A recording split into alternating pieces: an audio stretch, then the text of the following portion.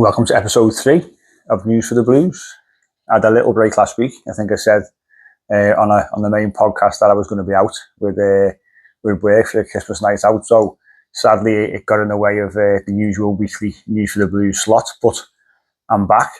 Plenty to cover, as always. The press conference chatter, which we'll discuss in a minute, and a few other bits and pieces as well. But probably the breaking news that's come out in the last probably 15, 20 minutes or so is that Jordan Pickford picked up the Save of the Month award from the Premier League. So it's a fantastic tip around the post against Manchester United from Joshua Zirkzee. So fabulous save. Obviously, I was there at Old Trafford at the time, and Everton under the cosh. Very much a collective effort to get over the line there, but Pickford made a number of saves that night. But that one was certainly a standout, and he's gone away with the save of the month, so richly deserved. Well done, Jordan Pickford, but as we know, he is dynamite, so no surprise there. Fabulous save and a great win, as we all agree as well. On to the press conference, on to Saturday, obviously. Next up for us is Chelsea away. A horrible hunting ground for Everton, historically. Our last win there was 1994, as David Moyes was reminded in the press conference. And it's just a really, really difficult place for Everton to go. And it'll be no different again tomorrow. You know, we're in good form, aren't we? Won 4 out of the last 5. And obviously the only blip in that run has been in Newcastle defeat at home, which was a poor one. But David Moyes said there today in the press conference, probably the biggest praise he can give the side is that was a blip. And that was inconsistent and out of character of what we're normally all about. But this is a different kind of task force, isn't it, really, against Chelsea? Very, very good side. David Moyes obviously keen to put out they are world champions. And he spent a hell of a lot of money as well. He pointed out, obviously, Cole Palmer, probably especially. The players in the attacking areas for Chelsea are the ones that can do the real damage and where they really stand out. But I think we all probably feel that we can go there in high spirits and our heads held high, and it's going to be the last time that we've got Ndiaye and Ndiaye and Gana, obviously back from suspension for the game against Chelsea after serving his 3-match ban. Last time we'll see those two for a little while. You know, it could be 6-7 games before we get them back, which is a big blow, of course. But we've managed without Ndiaye and Gana for those 3 games. Generally, you know, done all right. Lost against Newcastle, obviously, but a couple of wins along the way as well. So it's going to be a chance for others to come in and hopefully take their chance. We've seen Alcaraz, who's come in and done really well, I think. James Garner, probably up there in our top 2 or 3 players of the season so far. Mr. Consistency, I'd probably say. He's so adaptable and flexible, and he's a utility player. And every squad, I'm sure, would be glad to have someone like James Garner who can play in a variety of positions. But other injuries as well. Obviously, thinking about players that are missing. Merlin Rule, obviously we know, had his hernia operation, didn't he? He said he's back on the grass, famous Sean Dyche saying there, along with Jarrad Branthwaite, both back on the grass, with Merlin Rule ahead of Jarrad Branthwaite at this particular point.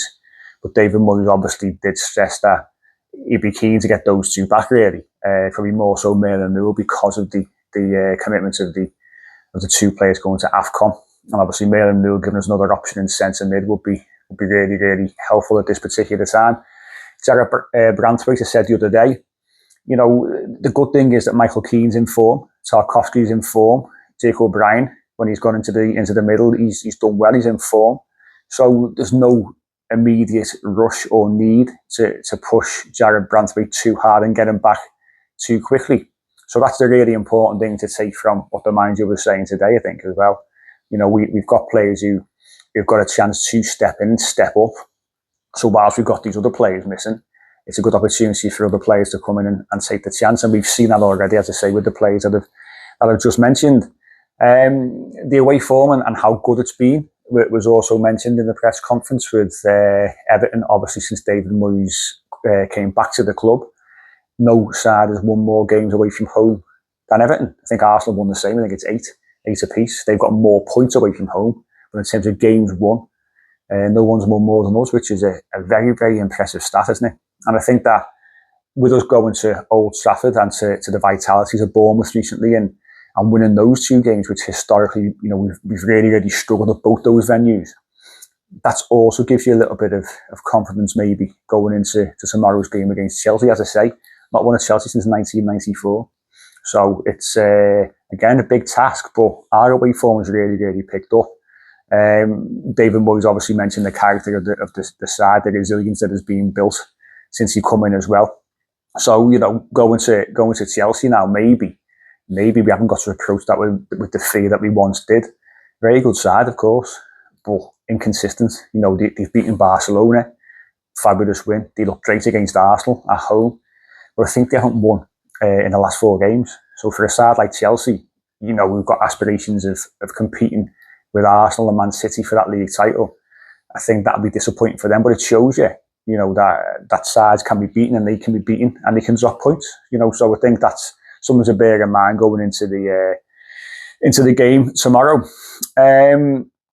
A couple more things that I might have touched on. Ciano Barry, obviously, of course, getting his first goal last weekend, which we were all really happy to see. Massive relief for him, for us.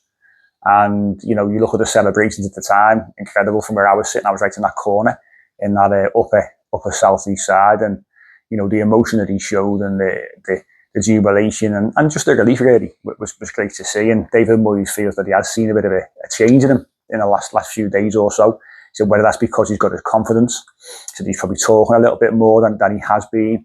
But I think it's just all in all a big weight off his shoulders. And I think going into the game at the weekend, the aim is now, you've scored your first goal. Can you go on and can you go and score, in back-to-back games? Can you score, 2 or 3 more over the next 5 games and get on a little bit of a run? Because again, David Moyes said after the game against Forest, we can't sort of keep on playing him if he's not going to score. If he scores 1 in 6, that's no good.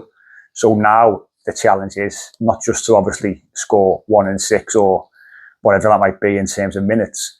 It's to go ahead and get on a bit of a run as well. So hopefully for him, it's, we'll see a bit of a change in him as well. And obviously his approach to the game. And I think to be honest with you, I think he's probably played better than he played against Forest, but he got that goal. He's been unlucky, hasn't he, in recent weeks? Look at the Bournemouth game, couple of chances, Newcastle game, goal disallowed. We've been seeing a bit of a shift in Ciano Barry, and hopefully, long may that continue. That was pretty much it from the press conference. Nothing major came out, to be honest with you. Touched on the transfer window coming up and the same kind of sort of sound bites in terms of how difficult the January transfer window is. Obviously, he'd be keen to bring players in. He said, I'm sure the owners would be keen as well. David Moyes very much looking up and not looking down. Says he wants to be competing at the top this season if we can. What that means is probably challenging for European places if we can. But I feel that the next sort of 5-6 weeks, with no Gana Gay, with no Ndiaye, potential suspensions on the horizon as well, might impact. We have got a couple of players back this weekend in Gana Gay and Timur Rabunin, which is very helpful. But it's just over the next sort of so many weeks or so, there are a couple of players walking a tightrope. James Garner, I think, being one. He's got 4 bookings. So it's how we manage that. And again, players who are coming in, can they come in and take the chance? That's the big thing. David Moyes did mention the likes of Tyler Dibblin, Dwight McNeil, Alcaraz, those kind of players. They will be getting used, of course they will, over the busy Christmas and January period. So it's for them to take their chance as well. But in terms of the press conference, pretty much it, to be honest with you. There was a mention of it came out yesterday in regards to a couple of press releases that we covered on social media.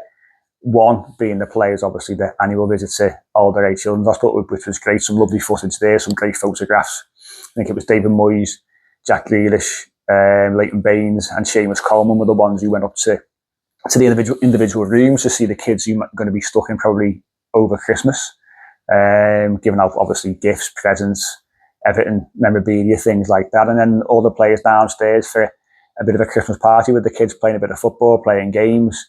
Obviously great fun and a great time for them. Have a little look at the video, look at the photographs, and there's a link there obviously for Alder Hey, which is alderheycharity.org. I think they are raising money currently for Christmas and Christmas presents and things like that. Do fabulous work, lucky to have them in the city, so have a little look at that link.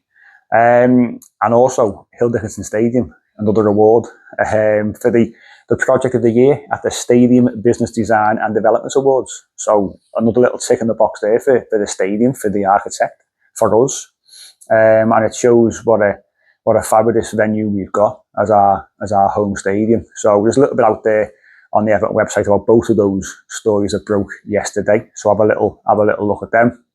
In regards to us, podcast came out on Wednesday. I sat down with Evertonian boxer Frankie Stringer, and he came on the show. He's got a big fight on the 20th of December on the Boxer card on BBC Sport. I think it's on BBC Three, the card. So big time boxing back on BBC. This is the second card they've had on. So very, very worthwhile opponents as well. Great card. Simpson against, can't think of the fella's name. Simpson against Troy Williamson. There we go. Came to me in the end. So decent fight for the main card. For the main fight. But Frankie Stringer, Everton fan, he's 10-0 currently, so putting his unbeaten record on the line. I had a great chat with him about obviously his boxing career to date, how he got into the sport, and his love for Everton as well. You know, he's only 24 years of age. We discussed obviously his memories of Everton growing up. So that was obviously a bit different to me. Not much, not a huge age gap, but a little bit different. So we discussed everything like that. And obviously what his aspirations are as well going forward. You know, what can he achieve in boxing? Can he fight a Hill Dickinson Stadium as well on a big card? That remains to be seen. But that podcast, Trinity B-Side, episode 11, came out on Wednesday. Well worth a listen. Say about half hour, 35 minutes. Really enjoyed sitting down with him. Obviously, this show out as well. And then our usual show out on Sunday. So it's been is a busy week for the podcast. We appreciate everybody obviously sitting down to listen, or in this case for the News for the Blues, watching it on YouTube. It doesn't go unnoticed. And we will keep on delivering as many shows as we can over the busy Christmas and January period. It wouldn't be a News for the Blues without making reference to an Everton shirt that's behind me. Obviously, those who aren't watching, who are listening on Spotify or Apple or whatever your platform might be, the 10-11 Everton third shirt with Flaney on the back, felt number, so much nicer. Everyone's got a memory, haven't they, of that particular shirt, and the memory's got to be Chelsea, funnily enough, away in the FA Cup when we wore that shirt and we went through. So, lovely shirt. One of the favourite ones in my collection. Got quite a few Fellaini shirts knocking around the place. One of my favourite players, just behind Leighton Baines. So that's the one that's on show today. All that's left to say is thanks for tuning in, thanks for listening, thanks for watching.